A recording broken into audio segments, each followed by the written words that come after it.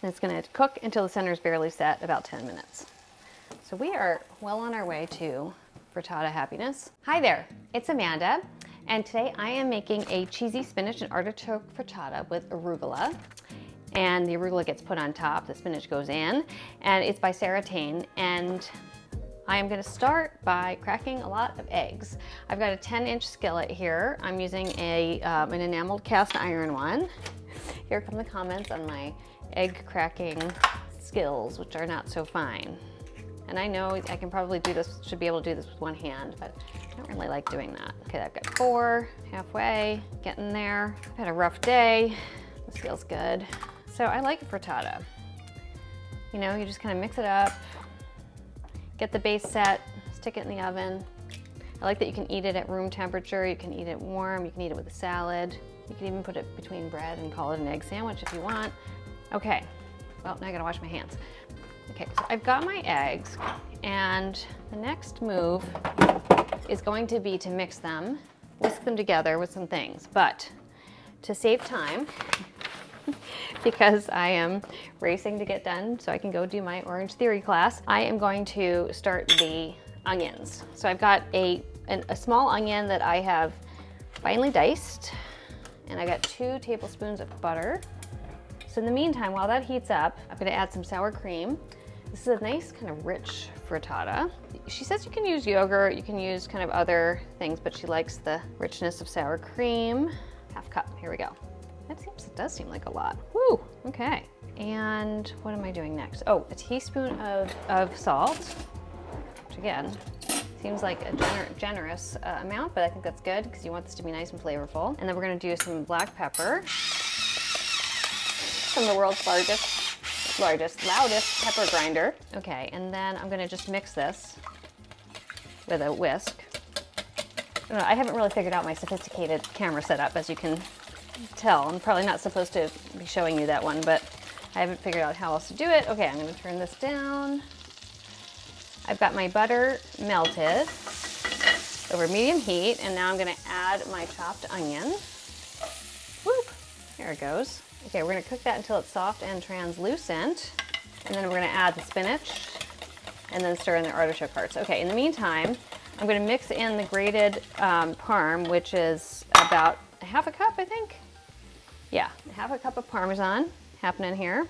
And then a cup of mozzarella, which again, I did sort of an approximate amount, and I'm just adding half, and I'm gonna reserve the rest for putting on top. So we're gonna mix that in.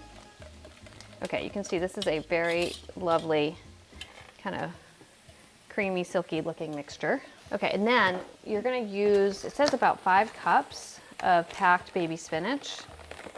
And I just, can't be bothered to measure that. So I'm gonna do 5 nice handfuls, but we're not quite there yet. Today I've got sorry, there's no beer mission because I gotta go exercise, unless I taste it later. I've got my Erin McDowell, I think it's a peach pie t-shirt on. It was available in the Food 52 shop. I don't think we're selling it any longer, but keep an eye out for future merch. And oh, and by the way, I have the oven set to 350 because with all frittatas, you're gonna wanna add the eggs on the stove top, let it set, and then finish it in the oven. All right, so what I like about this recipe is that it uses jarred artichoke hearts, which we are going to drain. Actually, I'm supposed to coarsely chop them, but I forgot to do that, so.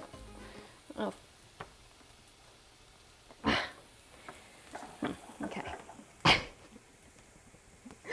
Okay, do you guys know the trick for opening jars? I'm gonna show you. I love this trick. You get something sharp like a wine opener, and then you just wedge it underneath and, oops, and pull out so you release the pressure. And when you hear the pop, then boop, it comes right off. All right, ooh, these are looking good. Okay, so this is actually a little bit more than translucent. It's now a little lightly browned, but that's fine. Okay, so I'm gonna add my spinach. I might have to add it a little bit in batches because this pan is not giant. So I'm gonna call that a cup, 2 cups, 3 cups. I'm gonna cook it down a little bit. This is a good moment for tongs. I'm supposed to let it wilt for or cook it for 1 to 2 minutes until it's wilted. So I'm gonna let it wilt just a little bit, and then I'm gonna add the rest, just 2 more cups. It's a nice and spinachy frittata. I'm gonna get our greens. So basically I'm kind of using pretty much most of one of these containers. Okay, so it's almost wilted. So what I'm gonna do is drain the artichokes and sprinkle them around. It calls for 2 10-ounce jars, about 1 cup. Try to make sure you get rid of most of the juice because you don't want a soggy frittata. And I'm sure somebody who's creative can figure out something to use the rest of the juices for, like a vinaigrette. I'm stirring in the artichoke hearts, and I'm going to season to taste with salt and pepper. You know, artichoke hearts often have a bit of salt, so don't add too much. All right. Yeah, that's nicely seasoned. All right, so now we're going to, increase the heat to medium high. There we go. Boom. And then add the egg mixture, which is this kind of cheesy, creamy, lumpy, delicious looking mixture. So I am letting the base firm up while I top it with some grated mozzarella. And if you get a mozzarella ball, you can also just like pull it into rough pieces. That's a nice way to go. Okay, so we're supposed to let it set until a rubber spatula can run around the edge of the pan, loosening the frittata from the sides 4 to 5 minutes. That seems like a long time on pretty high heat. Then we're gonna put it in the oven. And it's gonna cook until the center is barely set, about 10 minutes. So we are well on our way to frittata happiness. Okay, I'm gonna call it. We're gonna turn this off and we are gonna move it into the oven. Here we go. And we will see you in 10 minutes, frittata. We're gonna join a lamb stew in here. We'll be back in 10. Okay, so it has been slightly more than 10 minutes, but so you're just gonna have to play it by ear. And you wanna take it out, according to Sara Tane, when it's not, see how it's a little jiggly in the center, but not very jiggly. And then just let it cool completely before you slice it, so it'll continue cooking. So I am gonna go off to my exercise class and let this cool, and then we'll taste it later. Okay, so I will see you in a bit, and yeah, have fun. All right, we are entering the final stages of the frittata-a-thon, and I am doing a quick beer mission, which is Mile High Hefe, which I believe I have featured before. It's one of my faves. And doing the trick after a long day of meetings and then followed by exercise, which I was not quite in shape for. So I am going, so the frittata has cooled and I am now sprinkling some olive oil. I'm actually using our very best organic extra virgin olive oil, which is for Food 52. I'm adding that to a bowl with some flaky sea salt. And this is just for kind of finishing. Oops. And then I'm going to cut the frittata. I like that we're supposed to eat it at room temperature. It's actually still a little warm, but you know what? That's gonna be fine.